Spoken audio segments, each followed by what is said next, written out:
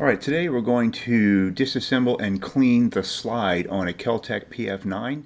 Specifically, we're going to get the firing pin out of the firing pin channel and clean the firing pin and the firing pin channel of any crud that might be built up in there. So first thing, as usual, we need to make sure the firearm is unloaded. So remove any magazine that is in the gun, lock the slide back, and verify there is no round in the chamber. While the slide is locked back, take your fingernail or use the rim of a spent casing to pull out the takedown pin, pull that out, and then press the slide backward and allow the slide to come off the frame of the gun. Alright, and then compress the guide rod and recoil spring, and then remove the barrel. The slide of a PF9 is pretty simple. I just cleaned this gun, but we did not disassemble the slide and get in the firing pin channel. So, and here's the rear of the firing pin. As I press the rear of it, you can see the firing pin coming through the breech face there. We're going to open up that area and get it thoroughly clean. So it's pretty simple to do. So we've got a 5/64 Allen head right here. Loosen this extractor screw here, which holds the extractor in place. Alright, and once you get the screw out, then your extractor spring, this is actually the extractor spring because it's a piece of spring steel that puts pressure on the extractor. The extractor has fallen out. This is your actual extractor. It sits in there like that and it's held in by the spring. So once the spring's out, the extractor will fall out completely. Now that this screw is out, this screw is actually what holds the firing pin in place. Okay, so right now there's nothing holding the firing pin in place. If your firing pin is stubborn and doesn't want to come out, like this one was a little stubborn at first, all you need to do is get like a 1/16 pin punch and feed it down through the barrel and into the firing pin hole like that, and then just tap on this with a hammer just gently, and that will force the firing pin out the bottom like that. Okay, so my firing pin now came out and the spring came out. So here's the firing pin. It's got a notch in it. This is where this screw comes in from the outside that holds the extractor in place. This is the extractor screw, and when it's fully inserted, it sits right here, and that keeps the firing pin from coming out of the gun. It'll move back and forth as it fires your rounds, but it won't come out until the screw is removed, and then it'll come out like we just had it come out. Alright, now that we have the firing pin and the firing pin spring and the extractor spring out, now we're going to clean each piece, and we're going to clean the firing pin channel as well. I'm just going to use some Hops number 9 bore cleaner. So we don't want to use oil on any of these pieces, so we just want to use a little bit of solvent on here to clean these up. Get the extractor nice and clean. Yeah, it's pretty dirty. Everything was pretty dirty in here. I like to use this pump dispenser here. I put my solvent in here and just pump up what I need so it keeps the solvent from getting contaminated. And of course, use rubber gloves whenever you're working with solvent. I'm only using one rubber glove, and that's only because I'm trying to operate the camera at the same time, so it's a little easier to do that. Alright, now on the spring, I can't get a cotton swab in there, so what I like to use is pipe cleaners. I like to have these Otis pipe cleaners for gun cleaning sitting around. Just get a little solvent on a pipe cleaner, put that right through the spring. This works on all springs of all kinds, and it's clean that quick. And then put the other end through to dry it off, and then you want to remove any fuzz. Pipe cleaners will leave some fuzz, so you want to get that off there. We're also going to clean all the areas here where the extractor goes. We're just going to clean this area here, and down in here where the one end of the extractor goes, and then right around here to the breech face, just to clean up the places that we now have access to.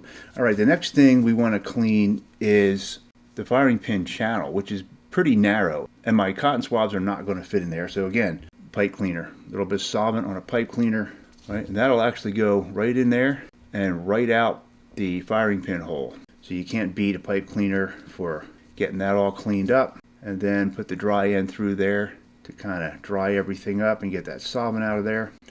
And then we want to clean up any solvent that's left on here. Just get a cotton swab or a rag and wipe all that up. Get all the pipe cleaner fuzz out of there. Alright, I'm just going to stick a wooden dowel in there just to make sure there's no pipe cleaner fuzz, and then wipe down all the pieces, make sure they're nice and dry for putting back together. Alright, now that everything is nice and clean, we're going to put it all we're going to put it all back together. All right, now to reassemble the firing pin into the slide, first thing we want to do is put the firing pin back into the spring, and we do not want to put any lubrication down in this area. This area is best dry so that any dirt will not stick to the lube that you might put in here and cause it to build up into a sludge, which can affect the firing pin. So we just want to keep it nice and dry, and we're going to put it in like this. Okay, so we're going to put it in like this, but we want the notch facing the screw hole right here. So we want the notch, that notch, face it up this way, because when we put the screw in, the screw is going to go into that notch and hold the firing pin in place. All right, once you get the firing pin started, what we're going to do is we're going to put the screw in part way up top here. The extractor goes in this way, with this end goes into that hole. All right, so that's going to go in like that. All right, and then your extractor spring is just going to lay over top of that. Okay, and then your screw, all right, the extractor screw is going to go right there, and just get that screw started. Don't go all the way down because we want to make sure we catch that firing pin. All right, go about that far down. All right, so now what we want to do, maybe get some needle nose pliers. We want to make that notch kind of face the screw.